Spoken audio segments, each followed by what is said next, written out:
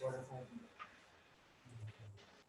आप लोगों का 6 चैप्टर है एंजाइम्स, बीच में 2 चैप्टर छोड़े हैं, वो कर लेंगे इंशाल्लाह, इसके बाद कर लेंगे क्योंकि वो बहुत लेंथी हैं और फिर आप लोग परेशान हो जाते हैं कि इतने महीने हो गए और अभी सिर्फ सेकंड या थर्ड चैप्टर ही चल रहा है। इसलिए जो है वो आपका कॉन्फिडेंस बरकरार रखने के लिए जो है एंजाइम्स पहले करवाया जा रहा है। एंजाइम्स वाले चैप्टर में आते हैं, इसके इंट्रोडक्शन देखते हैं तो आपको नजर आएगा कि शुरू में ही एक एग्जांपल दी हुई है, सॉरी डेफिनेशन दी हुई है मेटाबॉलिज्म की। मेटाबॉलिज्म क्या चीज होती है? Metabolism is the set of biochemical reaction that occur in living organisms in order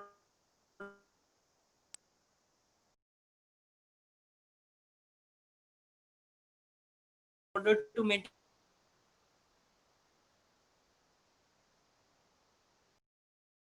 जो केमिकल रिएक्शंस होते हैं वो सारे होंगे। अगर हम लोगों ने जिंदा रहना है, वो केमिकल रिएक्शंस हो रहे होते हैं बॉडी के अंदर, उनको क्या कहा जाता है? उनको बायोकेमिकल रिएक्शंस कहा जाता है। इसकी मदद से हम लोग ग्रो करते हैं, हमारे जो रीस्ट्रक्चर होते हैं बॉडी के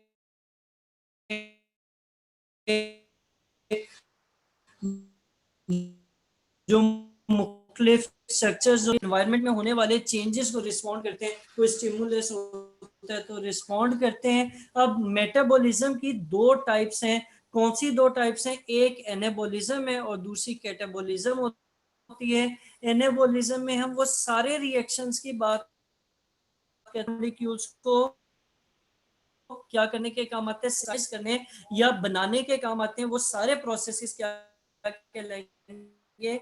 एनाबॉलिज्म कहलाएंगे। और कैटाबॉलिज्म वो सारे बायोकेमिकल रिएक्शंस होंगे जो लार्ज मॉलिक्यूल्स को ब्रेक डाउन करेंगे। ठीक है। और आम तौर पे क्या होता है? आमतौर पे ये होता है कि जब कैटाबॉलिज्म होता है तो एनर्जी बॉडी में से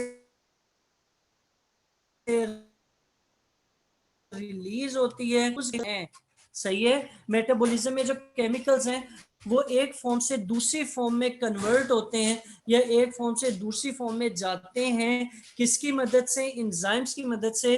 तो एंजाइम्स जो है वो बहुत क्रूशल रोल प्ले करते हैं मेटाबॉलिज्म के प्रोसेस में। उसकी वजह क्या है? क्योंकि ये बायोकैटेलिस्ट का काम करते हैं और बायोकैटेलिस्ट की होने की वजह से ये एक तो रिएक्शंस को स्पीड अप भी कर देते हैं और उनको रेगुलेट भी करते हैं। अब इसी चीज को देखते हुए हम आगे भी पढ़ेंगे और एंजाइम की और जो उसकी एक्टिवेशन एनर्जी वगैरह है उनको देख लेंगे। यहाँ पर आपके टोटल 4 या 5 डेफिनेशन हैं, मैं उनको हाईलाइट कर देता हूँ और फिर हम आगे चलते हैं। सबसे पहले जो आपके डेफिनेशन है वो है मेटाबॉलिज्म की। मेटाबॉलिज्म की 2 टाइप्स का जिक्र है, जिनमें एक एनाबॉलिज्म आ जाती है और दूसरी कौन सी आ जाती है?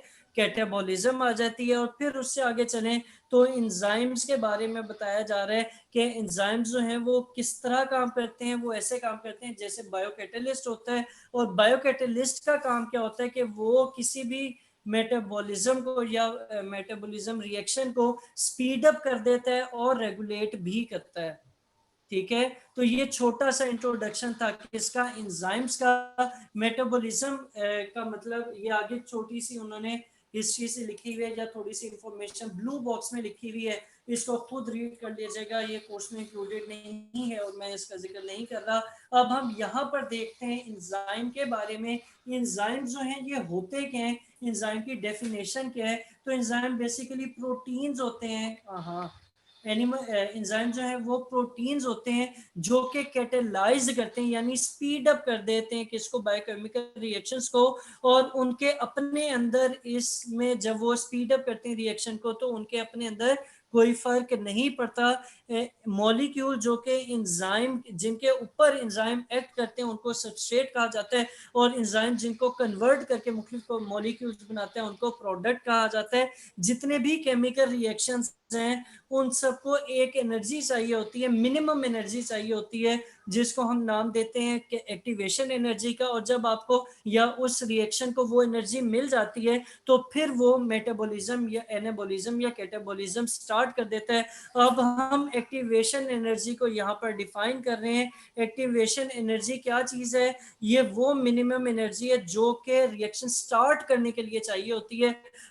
और ये आपका जो बैरियर है, ये नीड ऑफ एक्टिवेशन एनर्जी ऊपर डायग्राम में उन्होंने थोड़ा सा बताया, मैं भी आपको बता देता हूँ, यहीं पर खुद ड्रॉ कर देता हूँ कि फर्ज करें कि एक आपके क्या है, एक बिल्डिंग है या एक पीक है, और उसके लिए आपने क्या करना है कि यहाँ से किसी लोड को आपने इस जगह पर पहुंचाना है। तो क्या होगा, इस लोड को आपने इस जगह पर पहुंचाना है, ये फाइनल पोजीशन F लिख देता हूँ, यहाँ तक पहुंचाना है। तो क्या होगा कि अगर आप इसको किसी तरीके से उठाकर यहाँ तक ले आए तो यहाँ से ये आगे खुद चला जाएगा।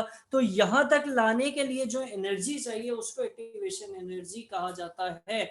तो ये वो मिनिमम एनर्जी है जो कि किसको सबस्ट्रेट को मिल जाए तो वो, या किसी रिएक्टेंट्स को मिल जाए तो वो प्रोसेस शुरू कर देते हैं। और ये एनर्जी जो है वो एंजाइम क्या करते हैं कि वो जो इसको यहाँ तक आने में, ब्लॉक को यहाँ लाने में जो एनर्जी चाहिए वो प्रोवाइड करते हैं। एंजाइम बेसिकली लोअर कर देते हैं इन बैरियर्स को और वो एक्टिवेशन एनर्जी तक पहुँचने में हेल्प कर देते हैं। जब हेल्प कर देते हैं तो यहाँ से यहाँ पहुँचने वाला जो टाइम था वो कम हो जाता है और जो रिएक्शन है वो स्पीड अप हो जाता है।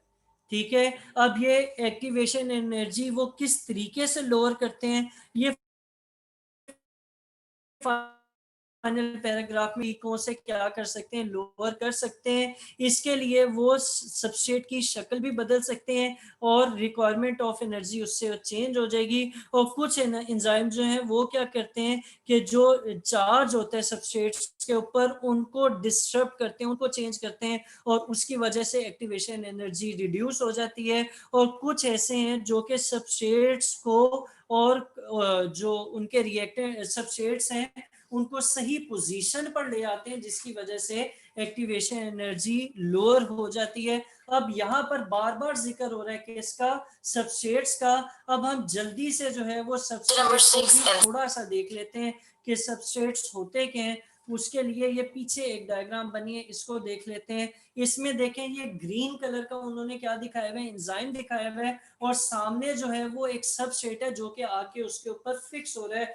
तो इसी तरह एंजाइम्स को जो है वो क्या, अच्छा हमने अभी बात की थी कि एंजाइम क्या करता है कि सबस्ट्रेट की शक्ल या ओरिएंटेशन चेंज कर देता है। अब जैसे आपके सामने ये येलो कलर के एंजाइम सबस्ट्रेट एंजाइम के ऊपर जाके जो अटैच हो रहा है येलो कलर का, वो उसका अगर आप स्ट्रक्चर देखें तो वो किस तरह का है, वो है इस शेप का।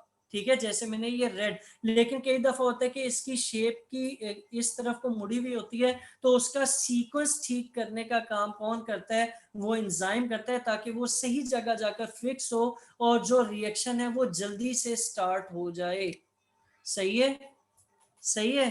तो ये थोड़ा सा इंट्रोडक्शन था किसका, एंजाइम का, और उसके किसका, एक्टिवेशन एनर्जी वगैरह का। एंजाइम के हम फिर दो कैटेगरीज बनाते हैं, ये आखिरी है और फिर आप लोगों की रुखसती इंशाल्लाह, यानी छुट्टी।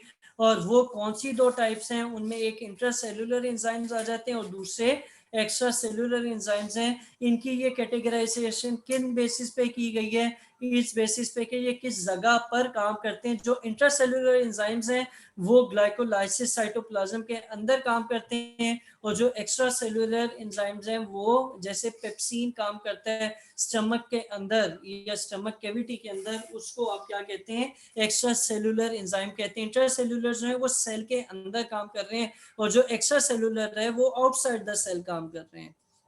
ठीक है, तो ये काफी ज्यादा यहाँ पर डेफिनेशंस हो गई, इनको देख लीजिएगा, हाईलाइट करने, लेबलिंग करने, कोई चीज समझ नहीं हो तो मैं कल हाजिर हूँ, आज नहीं। सही है, ठीक है। ये ग्राफ भी हम लोगों ने कल देखना है इंशाल्लाह, इसको भी थोड़ा सा रीड कर लीजिएगा अगर कर सकें।